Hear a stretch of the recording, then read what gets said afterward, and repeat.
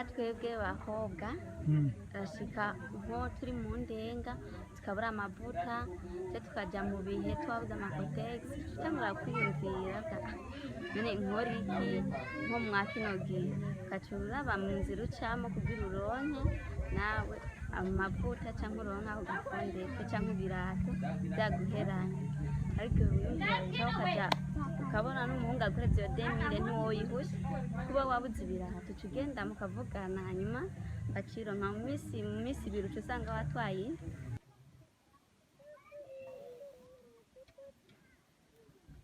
ikintu gikenewe aha mu nkambi twebwe abigeme ntacyo turonka.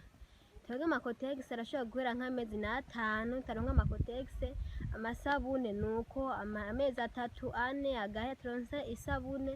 Aho rero bigasaba ko yuko umuntu agenda gukora ubuhabariyo kugira aronke ko yasabune giyane yoyironka. Imyambaro uko nyene itaye itabonetse bagombesheje kubera amagwara ibiki ubukene bagomeje ya karata n'ubukironse kandi kakantu gizene ushoboye kuronka. Abantu benshi ugasanga rero abakobwa bagiye bangara mu bihugu bitandukanye bakora burya buhabara ugiye baronke kimwe bashaka bakironke.